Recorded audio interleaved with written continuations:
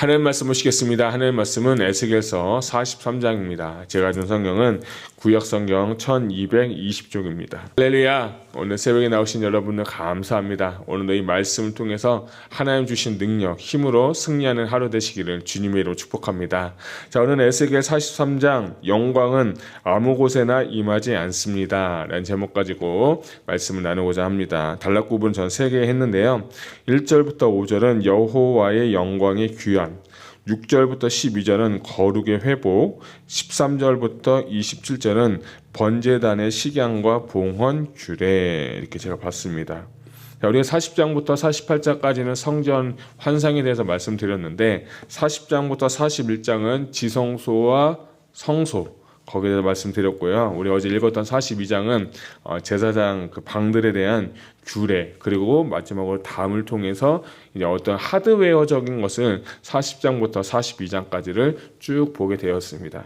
자, 그러니까 하나님의 이제 성전이 완벽하게 세워졌으니까 이제 뭐가 필요하냐? 그 위에 여호와의 영광이 임하게 되는 거예요. 그래서 42장 같은 경우는, 43장은 하나님의 영광이 임하는 것이 바로 나와 있습니다. 그래서 1절부터 5절까지 보게 되면 하나님께서 에스겔을 통해서 그 영을 부르시고 그 영을 통해서 성전을 보니까 성전의 영광이 가득하였더라. 5절 보니까 영이 나를 데리고 안뜰에 들어가시기로 내가 보니 여호와의 영광의 성전에 가득하더라. 그래서 이제 하나님께서 진짜 이제 하나님 지금 예루살렘은 무너졌지만 환상 가운데 그 성전 가운데 여호와의 영광이 가득한 것을 이제 보여주시면서 하나님의 성전이 회복될 것에 대해서 다시 한번 이야기하고 있는 것을 볼 수 있습니다. 이 43장 같은 경우는요, 이 에스겔 8장에서부터 11장까지 나오는 이 장하고 굉장히 대조가 됩니다. 8장부터 11장은 여호와의 영광이 떠날 때 지성소, 성소, 동문, 그리고 그 산으로 가서 이제 여호와의 영광이 8장부터 11장에 보면 여호와의 영광이 다 떠났어요. 그런데 이제 43장에서 보면 이 여호와의 영광이 이제 동쪽 산, 그리고 동문, 안뜰, 성전 안으로 다시 여호와의 영광이 들어오게 되는 환상을 보는 거예요. 그 어떻게 보면 이 에스겔의 초반부는 여호와의 영광이 떠났지만 에스겔이 이제 하반부로 가니까 여호와의 영광이 다시 어떻게 됩니까? 돌아오게 되는 것을 보여주고 있는 거예요.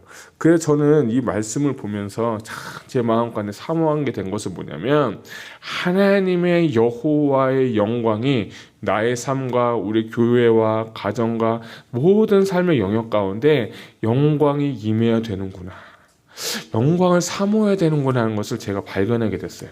그래서 저는 이 43장을 보면서 제 마음이 너무 흥분되었어요. 야, 여호와의 영광이 우리 교회에 임한다면, 여호와의 영광이 우리 가정 가운데 임한다면, 여호와의 영광이 우리 자녀와 비즈니스 가운데 여호와의 영광이 임한다면 얼마나 정말 귀하고 복된 것일까. 정말 이 8장부터 11장은 여호와의 영광이 떠난 상태에서 얼마나 그들이 비참한 삶을 살게 됐습니까? 결국에는 성전이 무너지게 되고 이스라엘 백성들은 포로로 잡혀오게 되는 불쌍한 신세가 되었지만, 이제 그럼에도 불구하고 상심하여 낙심한 이 에스겔에게 다시 한번 하나님께서 회복을 주시고 여호와의 영광이 임할 것을 보여주셨다면, 오늘 이 아침에 하나님께서 우리에게도 이러한 은혜를 주실 줄 저는 믿습니다. 저는요, 이것을 보고 현재형으로 선포했어요. 우리 행복한 교회 여호와의 영광이 가득합니다 라고 제가 선포했어요. 할렐루야. 우리 가정 가운데, 내 삶 가운데 여호와의 영광이 가득합니다 라고 제가 선포했어요. 눈에 보이지 않아요. 내 마음에 차오르는 것 같은 느낌이 안 들어요. 근데 저는 믿음으로 선포하는 건 뭐냐, 하나님께서 이 43장을 오늘 우리 공동체에 주신 목적은 우리 행복한 교회 가운데, 나의 삶의 모든 영역 가운데 여호와의 영광이 임한 것을 믿고 시인하고 선포하라고 오늘 우리에게 주신 줄로 믿습니다. 그래 여러분 선포하세요. 내 가정 가운데, 내 비즈니스 가운데, 내 자녀 가운데, 우리 교회 가운데 여호와 영광이 임했다. 할렐루야. 여호와 영광이 임한 것처럼 사는 거예요. 여호와 영광이 임한 것을 우리가 믿고 선포하는 거예요. 생각의 틀을 깨버리고 하나님 우리 보일 때는 아무것도 아니라고 하지만 아닙니다. 오늘 말씀을 우리가 주셨다면 이 말씀을 취하고 이 말씀의 능력을 경험하시기를 주님의 이름으로 축복합니다. 자, 그러면 여호와의 영광이 임하려면 어떻게 해야 되느냐? 저는 9절을 먼저 볼게요. 이제는 그들이 그 음란과 그 왕들의 시체를 내게서 멀리 제거하여 버려야 할 것이라. 그리하면 내가 그들 가운데 영원히 살리라 라고 했어요.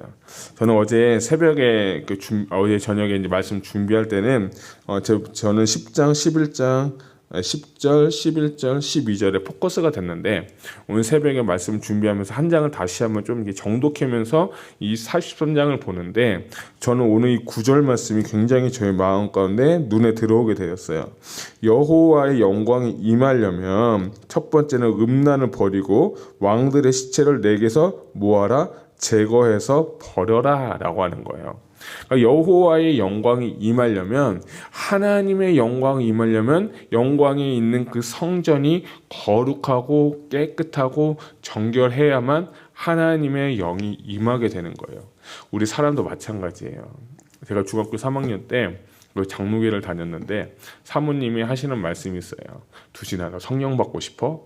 그때는 성령도 몰랐거든요. 근데 그때 하시는 말씀이 생각나는 게 뭐냐면, 하나님은 성령님을 부어주시는데 깨끗한 그릇에다가 성령을 부어주시지, 마음이 조금이라도 더럽거나 마음이 조금이라도 지저분하거나 더러워지면 하나님의 영을 담아낼 수가 없고 영이 임할 수도 없어.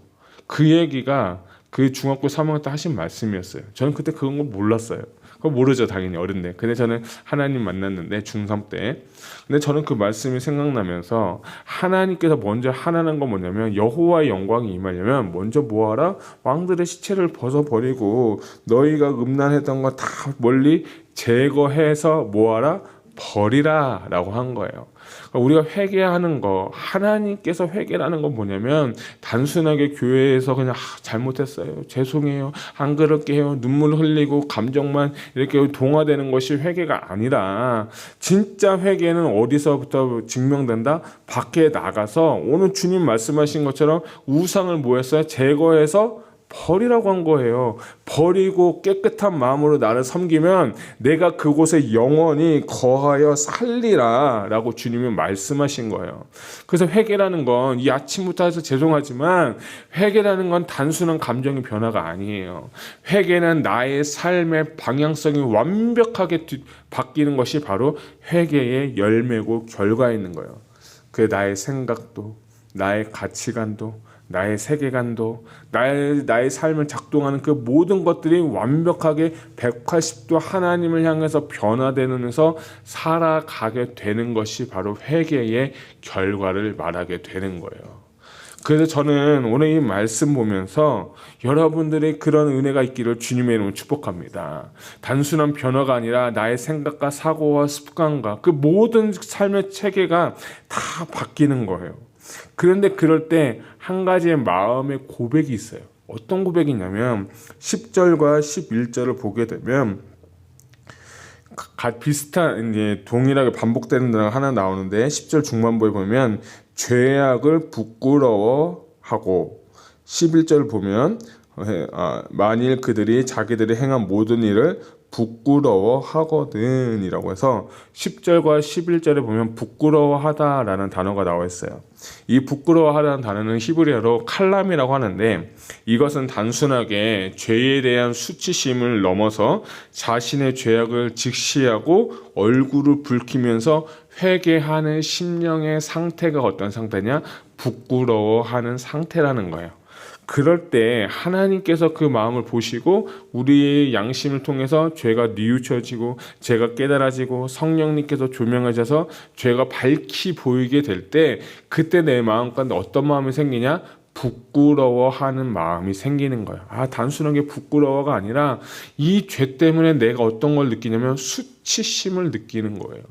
왜 우리가 죄를 지으면 감옥에 가고 왜 죄를 지으면 우리가 그 벌금을 냅니까? 그건 뭐냐?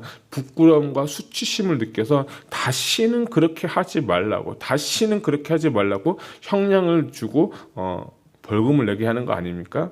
마찬가지로 이 하나님께서는 우리가 회개할 때 부끄러운 마음을 갖고 회개하는 거예요.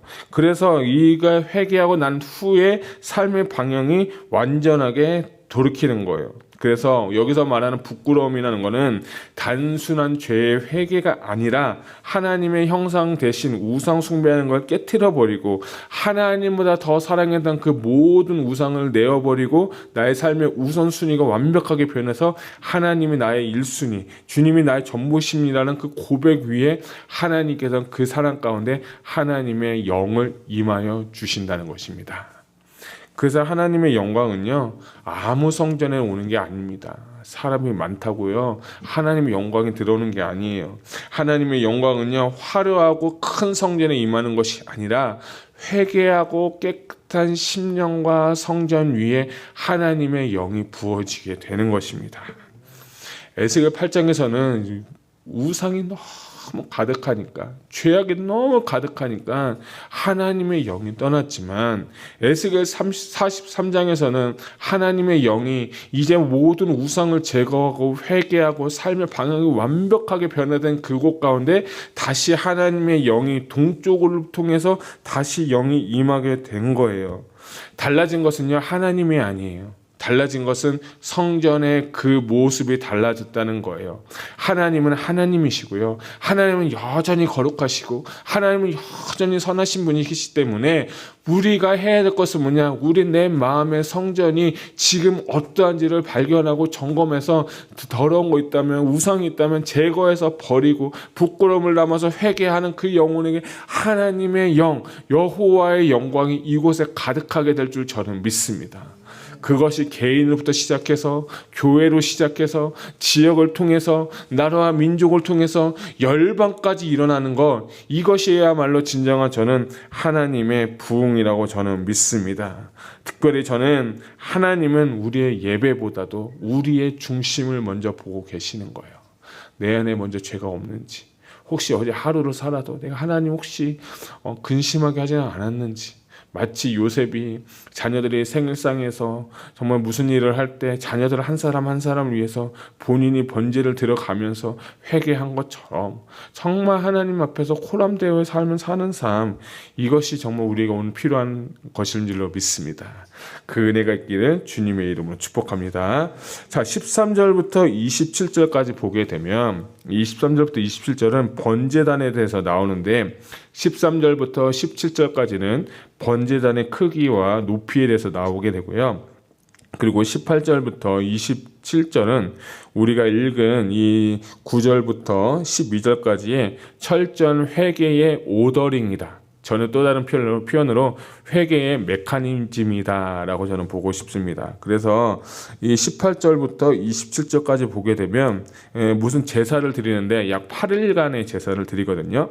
21절에 보게 되니까 첫날에 그 속죄 제물의 숫송아지를 가져다가 성전이 정한 처소 곧 성소 밖에서 불사른다 라고 해서 첫째 날에는 숫송아지를 제단을 갖고 와서 속죄제를 드리고요. 22절부터 쭉 보게 되면 둘째 날부터 7날째까지는 순염소로 속죄제를 드리고 흠없는 숫송아지와 순양으로 번제를 드리는 거예요. 그래서 이것을 첫째 날은 이렇게 숫송아지 한 마리, 둘째 날부터 7째 날까지는 순염소와 숫송아지와 순염소, 숫송아지, 순양으로 계속해서 속죄제와 번제를 드리는 거예요. 그래서 이것을 7날째까지 번제를 드린 다음에 8째 날에는 뭐게 되냐면 27절에 보니까 이 모든 날이 찬 후 제8일과 그 다음에는 제사장이 제단 위에서 너희의 번제와 감사제를 드릴 것이냐. 그리하면 내가 너희를 즐겁게 받으리라. 주 여호와의 말씀이니라. 그래서 8일째는 번제와 감사제를 드리는 거예요. 제가 이 18절부터 27절을 보면서 이게 어디서 많이 본 것 같다. 어디서 많이 본 것 같다라고 했는데 그게 어디 나오냐면 레위기 8장하고 레위기 16장에 똑같이 거의 비슷하게 나와 있어요. 특별히 레위기 8장은 제사장의 위임식에서 나오는데 제사장의 위임식이 오늘 이 말씀처럼 8일 동안 진행이 됩니다. 그 7일 동안 제사하고 8일째는 감사하면서 제사장 임명식을 받는 거예요. 그 16장, 레위기 16장은 대속죄일인데 뭐가 필요하냐면 제단 주위에 피를 발라서 피를 뿌려서 정결케 하는 예식이 바로 레위기 16장에 나오는데 그 레위기 16장이 바로 오늘 여기에 나와 있는 이 구절하고 비슷하게 나와 있어요. 제가 이걸 보면서 대제사장의 위임식, 레위기 16장의 대제사장의 대속죄일, 이것이 왜 여기에 비슷하게 적혀졌을까? 저는 이걸 보면서 첫 번째는 우리가 제사장의 직분을 회복하길 원하신다는 거예요. 우리가 회개하고 성령님을 경험하고 성령의 임재를 경험하고 좋다. 야, 진짜 하나님 나 살아계시니까 너무 기분이 좋다. 너무 살 것 같다. 행복하다가 아니라 하나님은 다시 이들에게 사명을 주시는데 너희가 제사장의 나라가 될 것이라는 출애굽기의 그 말씀처럼 하나님께서 8일 동안의 그 제사를 통해서 이스라엘 백성들이 다시 한번 제사장의 나라가 될 것을 회복할 것을 이야기하고 있는 거예요. 성전이 회복이 됐어요. 성전만 회복되는 게 중요한 게 아니라 성전에서 일을 할 수 있는 제사장들이 필요한 거예요. 오늘 우리도 마찬가지입니다. 오늘 우리도 하나님의 영광이 우리 교회 가운데 임한다면, 우리 모든 성도들한테 임한다면 이제는 각자에 맞는 사명과 비전을 가지고 제사장의 역할을 감당하게 돼야 되는 거예요. 그래서 저는 어제 말씀이 거룩은 삶을 통해서 증명된다고 했어요. 거룩은요, 이 교회에서 증명되는 게 아니에요. 나가서 증명되는 거예요. 근데 어떤 직분을 가지고, 제사장의 직분을 가지고 거룩하신 하나님을 드리라는 거예요. 또한 두 번째는 16장에는 대제사장이 1년에 한 번 들어가는 대속죄일을 여기에도 비슷하게 적음으로써 예수 그리스도께서 먼저 이스라엘 백성들의 죄를 사하고 그리고 그들을 회복시켰다면 오늘 우리도 주님의 십자가의 보혈의 능력으로 말미암아서 회개하는 심령으로 죄를 뉘우치는 심령으로 하나님 앞에 나아갈 때 보호자 지성소까지 들어가게 될 때 여호와의 영광을 가득한 그 여호와의 영광을 볼 수 있게 된다는 것을 주님이 저에게 말씀하시는 것 같아요. 그래서 이 둘째 날부터 7일째까지는 두 가지 딱 제사예요. 번제하고 속죄제를 드린다고 해요. 번제는 저 어제 말씀드린 것처럼 모든 걸 다 태워드리는 제사고, 속죄제는 자신의 모든 죄를 뉘우치고 하나님 앞에 회개하는 심정이에요. 속죄제, 속건제도 있는데 하여튼 죄는 속죄제예요. 자, 그렇게 난 후에 8일째가 되면 이제 새로운 시즌이거든요. 숫자 8이라는 건 히브리어로 숫자 8은 뉴 시즌을 말하는 거예요. 그때 무슨 제사를 드립니까? 감사제하고 번제를 또 드린다. 그래서 감사는 뭐 하는 거예요? 어제 말씀드린 것처럼 모든 사람들의 그 화목제를 드려서 같이 이웃과 함께 하나님의 말씀을 나누고 떡을 떼면서 그 재물을 같이 다 나누면서 새로운 시즌이 회복된 거, 새로운 시즌이 시작된다는 것은 이 마지막 27절에서 보여주고 있는 것을 볼 수가 있는 거예요. 야, 그래서 제가 이 말씀을 보면서 진짜 이거구나. 하나님의 여호와 영광이 임하니까 죄가 회개가 되고 하나님께서 사명을 회복시켜 주시고 회복시켜 주신 것뿐만 아니라 세상에 나아가서 감사제로서 많은 영혼들에게 섬기고 베풀 수 있는 것, 거룩을 증명할 수 있는 시간이 바로 이것이겠구나 하는 것을 제가 발견하게 됐어요. 그래서 저는 이 말씀이 참 너무 은혜가 됐어요. 야, 진짜 우리 교회에 저부터 우리 성도님들이 그런 삶을 살면 얼마나 좋을까? 얼마나 영광스러울까? 이 은혜가 우리 교회와 우리 성도님들 가운데 있기를 주님의 이름으로 축복합니다. 기도하겠습니다.